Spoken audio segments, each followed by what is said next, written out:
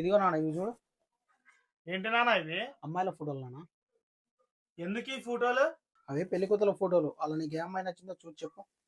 తమ్ముడికి పెళ్లి సంబంధాలు చూడమంటే నాకు తెచ్చి చూపెడతావేంటి ఫోటోలు? వెళ్ళి వాడికి చూపి.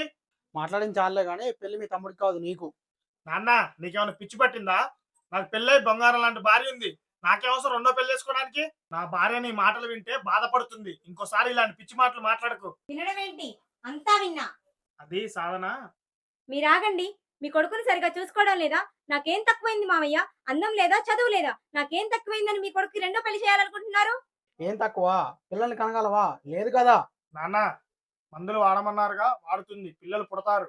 ఎవరికి? నీ పిల్లానికి ఈ జన్మలో పుట్టిన సంగతి నాకు తెలుసు. అందుకే చెప్తున్నా రెండో పెళ్లి చేసుకోమని.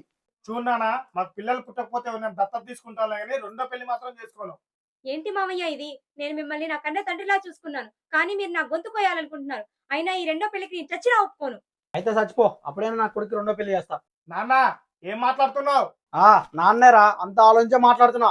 చూడు నాన్న, ఇప్పుడు లోపం సాధనలో ఉందని నాకు రెండో పెళ్లి చేద్దాం అనుకుంటున్నావు కదా, అదే లోపం నాలో ఉంటే ఏం చేసేటోడివి? ఏం మాట్లాడుతున్నారా? నీలో లోపం ఏంటి? మా తాతకు లేదు, నాకు లేదు, మా నాన్నకు లేదు. అలానే నీకు ఉండదు. చూడు నాన్న, పిల్లలు పుట్టడం నీ చేతుల్లోనో నా చేతుల్లోనో ఉండదు.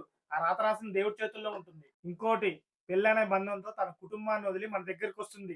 మన కుటుంబమే తన కుటుంబం అనుకుంటుంది. అలాంటి ఆడదాన్ని బాధ పెట్టడం మంచిది కాదు నాన్న, మనకి మన కుటుంబానికి.